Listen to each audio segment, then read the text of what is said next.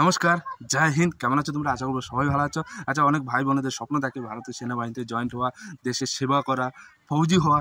শুধুমাত্র তাদের হাইট কমের জন্য কিন্তু তাদের স্বপ্নটা পূরণ হয় না। কিন্তু এইবার কিন্তু তোমাদের স্বপ্ন পূরণ হতে চলেছে, কারণ বিএসএফে ভ্যাকেন্সি বেরিয়ে গেছে টেটসম্যান। হাইট কম হলেও কিন্তু তারা অ্যাপ্লাই করতে পারবে আর নিজের স্বপ্নটা পূরণ করতে পারবে, ঠিক আছে? তো বিএসএফের ভ্যাকেন্সি কী বেরোলো, টোটাল কত ভ্যাকেন্সি, কত হাইট দরকার, কত রানিং দরকার, কী কী ট্রেড আছে এর মধ্যে, অল ডিটেলস এই ভিডিওর মাধ্যমে কিন্তু তোমাদেরকে বলবো। তো ভিডিওটা তোমাদের জন্য কিন্তু বিরাট হেল্পফুল হতে চলেছে। ভিডিওটা ভালো করে মনোযোগ সহকারে দেখো, আর যদি ভিডিওটা ভালো লাগে ভিডিওটা অনেক অনেক শেয়ার করো যাতে বন্ধু বান্ধবদের কাছে পৌঁছে যায়।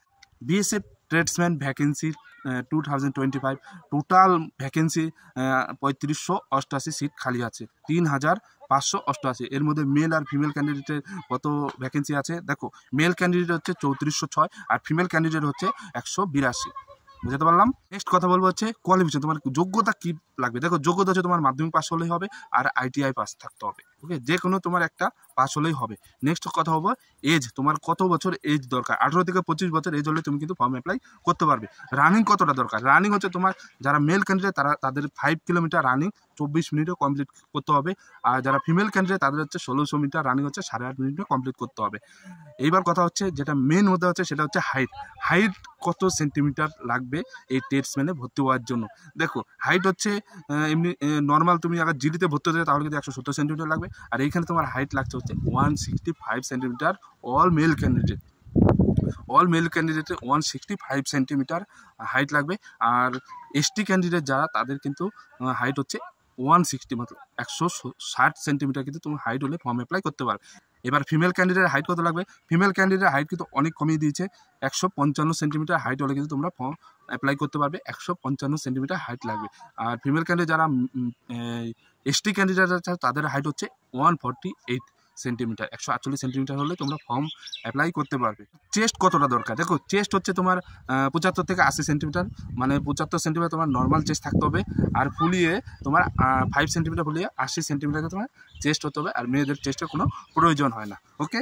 এবার নেক্সট কথা হচ্ছে কী কী এই পদ খালি আছে, তোমাদের যে ট্রেড টেস্ট হবে তো কী কী পদ আছে সেটা একবার বলে দিই। দেখো, carpenter, plumber, electrician, painter, cobbler, tailor, washerman, barber, sweeper, cook, water carrier, এরকম অনেক তোমাদের পদ কিন্তু খালি আছে। তো যাদের যাদের মনে হচ্ছে তোমাদের এক্সপিরিয়েন্স আছে, যারা যারা ভাবছো তোমাদের এক্সট্রা যোগ্যতা আছে, মানে তোমরা যদি রান্না করতে পারো, ভালো সেলাই করতে পারো, কিন্তু কমসে কম 1 বছরে কিন্তু তোমাদের এক্সপিরিয়েন্স লাগবে। বিএসএফের টেটসম্যানে যে ভ্যাকেন্সি কী কী পদ খালি আছে সেটা তোমাদেরকে জানাবো, আর ট্রেড টেস্ট কীভাবে হয়, আর তোমার কী কী পদে কী কী কোয়ালিফিকেশন দরকার সেটাও কিন্তু তোমাদেরকে বলবো। তো ভালো করে মনোযোগ সহকারে তোমরা শুনো। দেখো, কার্পেন্টার, প্লাম্বার, পেইন্টার, ইলেকট্রিশিয়ান এরকম পদে তোমরা যদি যেতে চাও তাহলে কিন্তু তোমাদের 1 সালে আইটিআই পাস আর কমসে কম 10 পাস সার্টিফিকেট হতে হবে, ঠিক আছে? মাধ্যমিক পাস সার্টিফিকেট হতে হবে, আর কমসে কম 1 বছরে কিন্তু তোমার এক্সপিরিয়েন্স সার্টিফিকেট হতে হবে। এক্সপিরিয়েন্স মানে হচ্ছে তোমার ধরো তুমি ইলেকট্রিশিয়ানে যেতে চাও তাহলে কিন্তু তোমাকে 1 বছরে এক্সপিরিয়েন্স, মানে তোমার কাজ জানতে হতে হবে, সেই সার্টিফিকেটও কিন্তু তোমাদের প্রয়োজন হবে, ঠিক আছে? যখন তোমরা ট্রেড টেস্ট দিতে যাবে।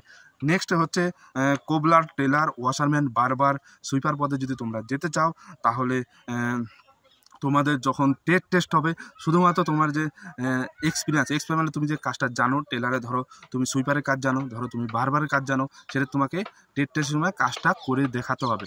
আর নর্মাল তোমার মাধ্যমিক পাস হলেই হবে, ঠিক আছে? দেখো, যারা মনে করো যে রান্না করতে তোমার খুব ভালো লাগে তাহলে কিন্তু তোমরা কুক পদে যেতে পারো।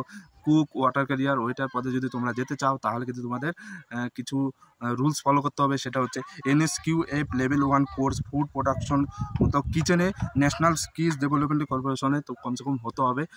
তোমার একটা সার্টিফিকেটের কিন্তু প্রয়োজন দরকার। তো এর জন্যই বলছি, যারা এই টেস্টম্যানে যেতে চাও তাদের কমসে কম এক্সপিরিয়েন্স সার্টিফিকেটের প্রয়োজন। সে যে কোনো পদেই যাও তাহলেই কিন্তু তোমরা এই চাকরিটা পাবে। তো যাদের যাদের এখন তুই এরকম এক্সপিরিয়েন্স নেই তারা ফটাফট এক্সপিরিয়েন্স নিজের যোগ্যতা তৈরি করো।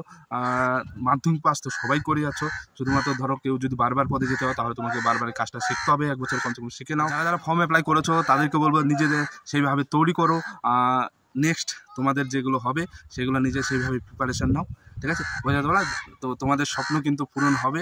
যদি বিএসএফ আসতে চাও, যদি পড়তে চাও, তাহলে কিন্তু ফর্ম অ্যাপ্লাই করতে হবে, নিজেকে সেইভাবে তৈরি হতে হবে, তাহলে কিন্তু তুমি বিএসএফের ভর্তিটা পড়তে পারবে, ঠিক আছে?